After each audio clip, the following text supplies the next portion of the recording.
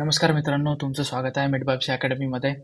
तर आजच्या या क्लासमध्ये पण आपण 10 क्वेश्चन घेणार आहोत. तर याच्यामध्ये कम्युनिटी हेल्थचे क्वेश्चन आहेत आणि काही जनरल नॉलेजचे क्वेश्चन आहेत. ठीक आहे, तर चला सुरू करू आपण.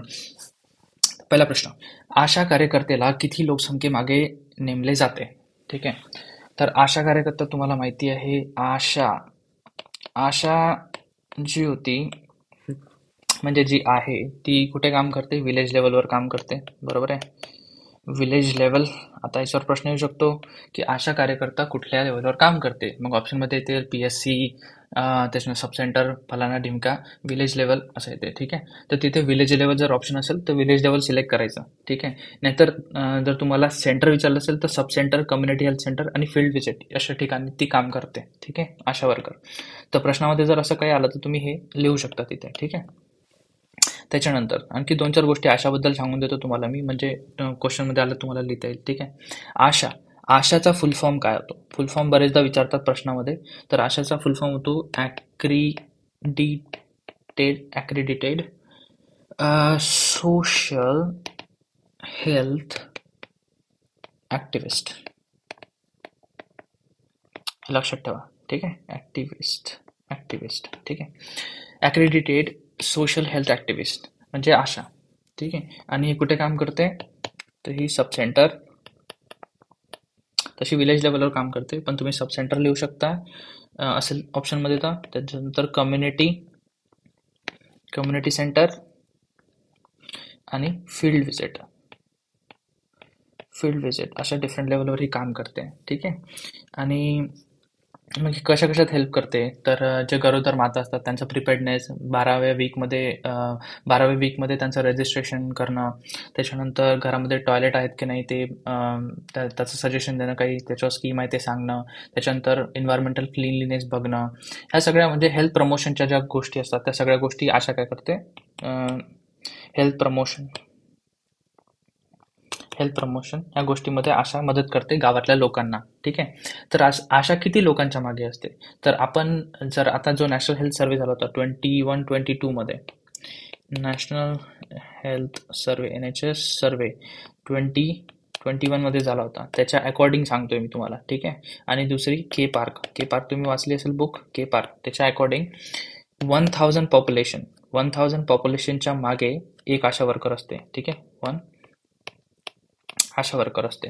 ते जर एरिया हा कसा आहे, हा अर्बन एरिया म्हणजे रुरल एरियासाठी, आणि तो जर एरिया असा असेल म्हणजे हिली किंवा ट्रायबल एरिया आहे, तर तिथे ही संख्या जी आहे ती जवळपास 800 पर्यंत राहू शकते. तर 800 पॉप्युलेशनच्या मागे एक आशा वर्कर. ठीक आहे, असं राहू शकते. ठीक आहे, पण याचं जे ॲव्हरेज आहे ते आहे 1000 ॲव्हरेज. तर 1000 ऑप्शन आहे आपल्या क्वेश्चनमध्ये. ठीक आहे, त्याचा आन्सर काय आहे? 1000 लोक. 1000 लोकांच्या मागे एक आशा वर्कर असते. ठीक आहे, ओके. नेक्स्ट क्वेश्चन, संसर्गजन्य रोग जो भारतातून नष्ट झालेला आहे, भारतातून काय, देशातून नष्ट झाला आहे, देशातून म्हणतो वर्ल्डमधून नष्ट झालेला आहे, असं संसर्गजन्य रोग आहे. चलो, संसर्गजन्य रोग म्हणजे कॉन्टॅजियस लिहू आपण. कॉन्टॅजियस म्हणजे खूप फास्ट फैलणारा आणि डेंजरस असा रोग. कुठला रोग होता हा? याचं नाव होतं देवी सॉरी, स्पेलिंग मिस्टेक. देवीलाच आपण इंग्लिशमध्ये म्हणतो स्मॉल पॉक्स. आता स्मॉल पॉक्स हा भलाय नष्ट झालेला असेल है ना, इरॅडिकेट झालेला असेल जगातून किंवा आपल्या देशातून, पण याचे प्रश्न इरॅडिकेट होणं एवढं इझी नाही. याचे प्रश्न तुम्हाला येत राहतील, म्हणून हे लक्षात घेणं खूप महत्वाचं आहे. ठीक आहे, तर स्मॉल पॉक्स पहिली गोष्ट खूप डेंजर डिसीज होता, दुसरं खूप कॉन्टेजियस डिसीज होता. त्याच्यानंतर इरॅडिकेट कधी झाला त्याच्यावर पण प्रश्न येऊ शकतो की कोणत्या वर्षी इरॅडिकेट झाला.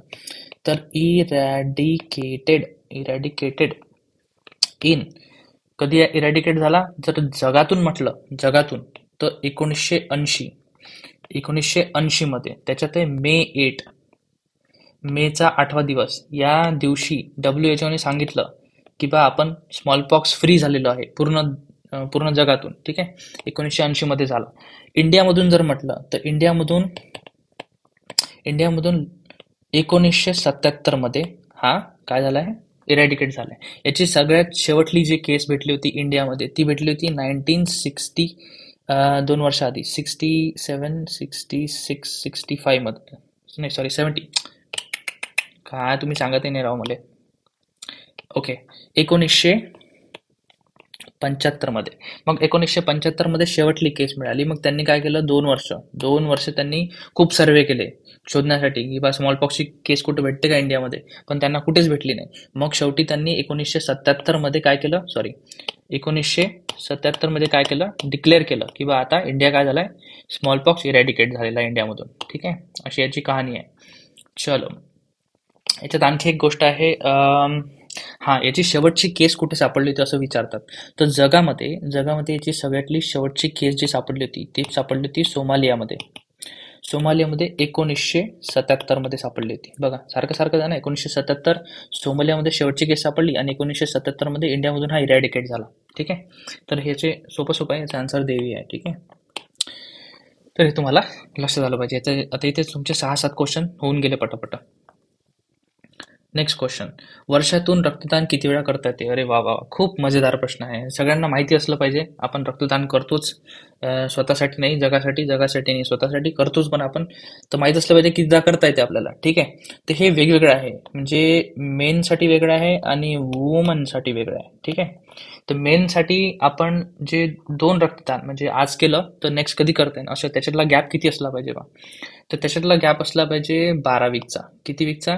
12 वीकचा गॅप असला पाहिजे, म्हणजे 3 महिन्याचा गॅप, 3 मंथ्स पकडून घ्या. ठीक आहे, 3 मंथ्सचा गॅप असला पाहिजे. आणि वुमनसाठी तो गॅप कितीचा पाहिजे? 4 मंथ्सचा, 4 मंथ्सचा. 4 मंथ्स म्हणजे किती हप्ते होते बा? 16 वीकचा गॅप असला पाहिजे. ठीक आहे, तर मेन कधी करू शकतात? थांबा, इथे जास्त गडबड झाली, खूप सारी जागा कमी पडते आपल्याला, नाही का? ओके, तर मेन करू शकतात 4 वेळा आणि फिमेल करू शकते 3 वेळा वर्षातून. ठीक आहे, इयरली. ओके, वुमन 3 वेळा, मेन 4 वेळा, खतम. त्याच्यानंतर आणखी एक प्रश्न विचारतो, प्लेटलेट किती वेळा करता येते? प्लेटलेट विचारतो. हे तर जनरल ब्लड झालं, बरोबर आहे, हे रक्तदान झालं, ब्लड. पण प्लेटलेट किती वेळा करता येते? फक्त प्लेटलेटच करायचे आपल्याला. तर प्लेटलेट करता येते प्रत्येक 7 दिवसानंतर, म्हणजे वीकली करू शकता तुम्ही. 7 दिवसानंतर, 7 डेजचाच गॅप पाहिजे, तुम्ही प्लेटलेट डोनेट करू शकता. आणि प्लाझ्मा जर करतो म्हटलं, फक्त प्लाझ्मा डोनेट करतो म्हटलं तर 28 दिवसाचा गॅप पाहिजे, 28 डेज गॅप 2 प्लाझ्मा डोनेशन मध्ये. ठीक आहे, तर याच्यावर पण प्रश्न येतो. प्लाझ्मा 28 दिवस, प्लेटलेट 7 दिवस, खतम. चलो, नेक्स्ट क्वेश्चन. HIV झालेल्या, अरे आपण एक प्रश्नाचं उत्तर दिलं का? नाही दिलं ना, थांबा, इथे प्रश्नाचं उत्तर देऊन देऊ आपण. 4 वेळा विचारले, रक्तदान किती करता येते? आपण मेलवाला कन्सिडर करू, तर 4 वेळा लिहू. ठीक आहे, कारण 3 ऑप्शनच नाही याच्यात, तर 4 वेळा. HIV झालेल्या मुलाला ही वॅक्सिन दिली जात आहे. ओके, दिली जात नाही म्हणते, सॉरी. HIV झालेल्या मुलाला ही वॅक्सिन दिली जात नाही. आता HIV काय आहे? सॉरी, अरे रे, का बरं गडबड होते यार, थंडी आहे हो भरपूर इकडे, म्हणून गडबड होते. HIV, okay, human immuno deficiency virus, human immuno deficiency virus. आता हे नाव मी इथे का लिहितोय, याच्यावर पण प्रश्न येऊ शकतो. HIV चा फुल फॉर्म काय आहे, म्हणून लक्षात घ्या तुम्ही. ह्युमन इम्युनो डिफिशियन्सी व्हायरस, लक्षात ठेवा आता. ठीक आहे, आणि मेन म्हणजे हा जो व्हायरस आहे हा काय करते, आपली इम्युनिटी कमी करते. इम्युनिटी कमी करते, आणि म्हणून आपण याला लाईव्ह वॅक्सिन देऊ शकत नाही. कुठली वॅक्सिन? जिवंत वॅक्सिन, ज्याच्यामध्ये जिवंत ऑर्गॅनिझम टाकले आपण, अशी वॅक्सिन आपण देऊ शकत नाही. तर बाबा, आता कुठली वॅक्सिन आहे जी कशी आहे, जिवंत वॅक्सिन आहे? कुठली वॅक्सिन आहे, मग ते बघावं लागेल आपल्याला. ठीक आहे, ओके, तर जिवंत वॅक्सिन कुठली आहे? ठीक आहे, लाईव्ह वॅक्सिनचे एक्झाम्पल सांगतो मी तुम्हाला आता. याच्यामध्ये येते OPV, ओरल पोलिओ वॅक्सिन, जिवंत वॅक्सिन असते. त्याच्यानंतर येते मिझल्स जिवंत वॅक्सिन असते. त्याच्यानंतर येते येलो फिवरची वॅक्सिन देता येत नाही, कारण ही जिवंत वॅक्सिन आहे. त्याच्यानंतर आहे इन्फ्लुएन्झा वॅक्सिन, जिवंत आहे, तर ती देता येत नाही. ठीक आहे, त्याच्यानंतर आणखी एक येते रुबेला ही जिवंत वॅक्सिन आहे, ही देता येत नाही.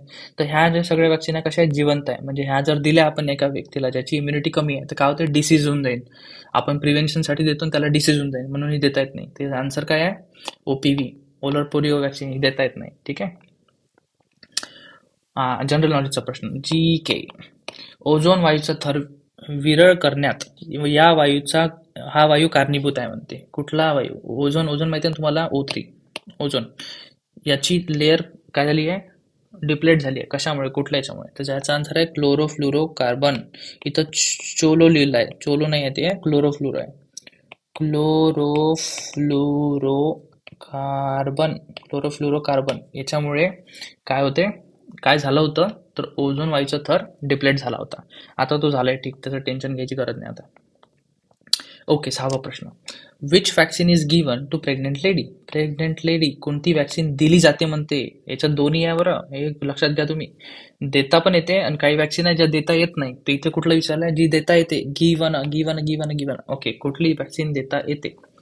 तर आपण प्रेग्नेंट लेडीला सर्वात पहिली जी वॅक्सिन देतो ती देतो आपण टिटॅनस. ठीक आहे. आता तुम्ही बघा इथे मिझल जी आहे ती जिवंत वॅक्सिन आहे.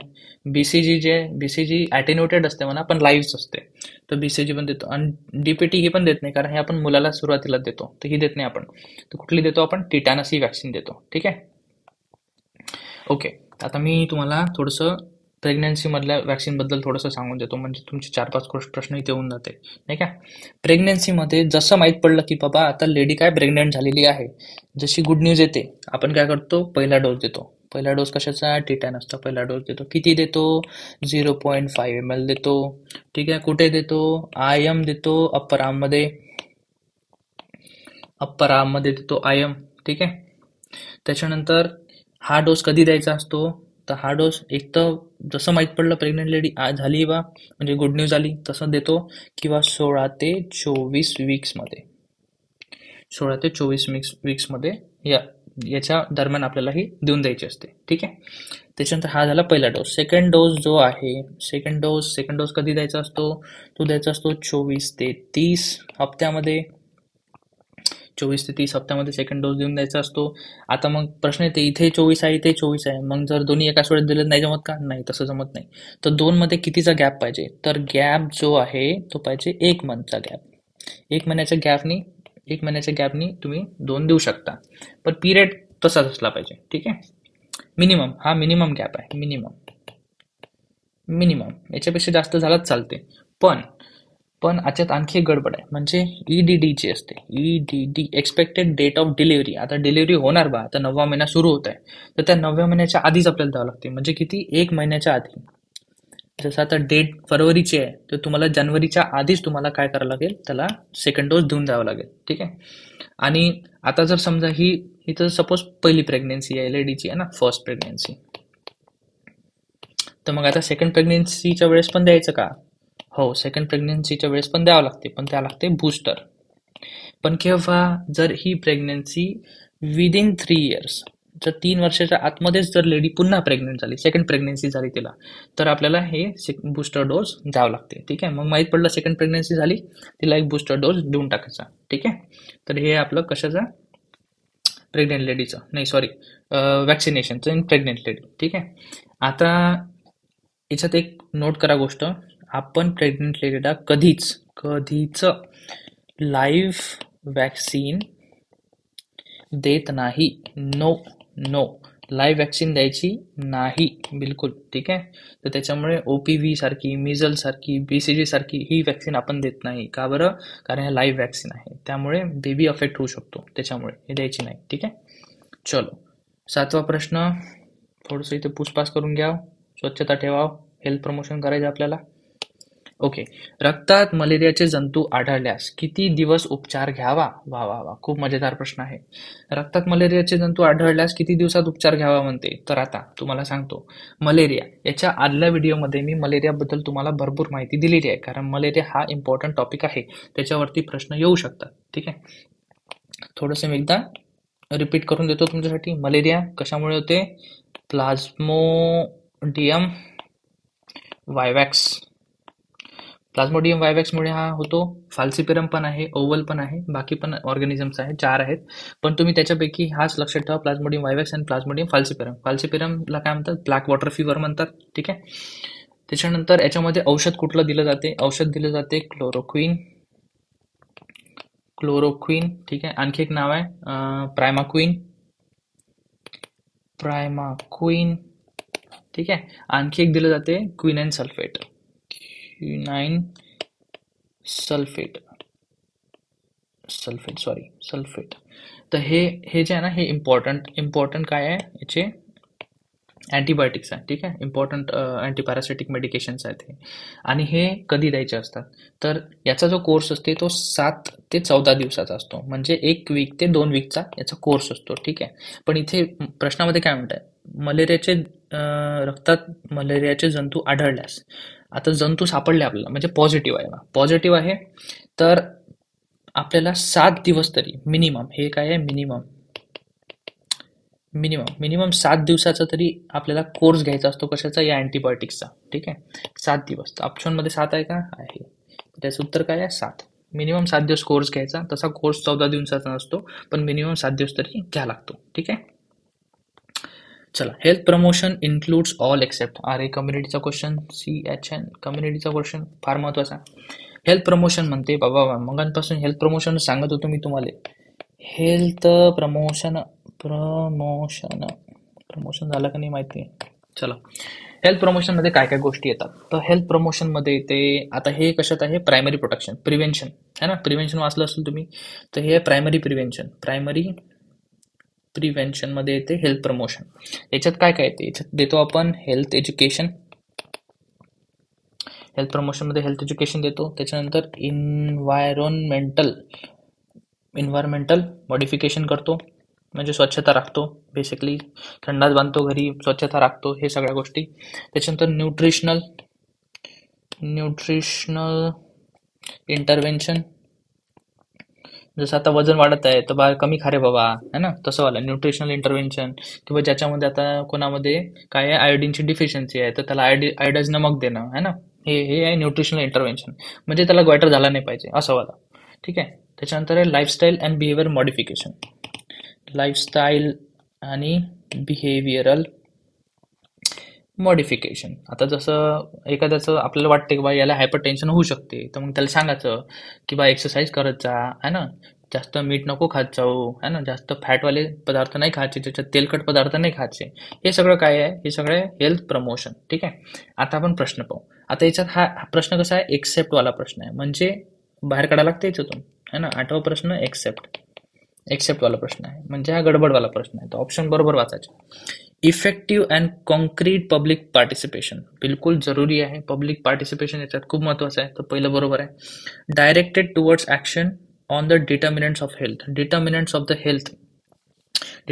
हेल्थ, बरोबर आहे. होस्ट, एन्व्हायरमेंट, हे सगळं महत्वाचं आहे. Determinants of health, mortality, morbidity, है ना, हे सगळं महत्वाचं आहे याच्यात, बिलकुल याच्यात आहे.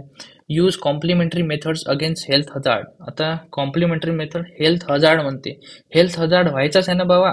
हे इथं तर झालेलं सांगून राहिले, नाही नाही असं जमत नाही, म्हणजे हे नाही आहे. Focusing on people at risk for specific disease. अरे बरोबर, हे बघा, हे बिलकुल आता जे सांगितलं मी तुम्हाला तसंच आहे.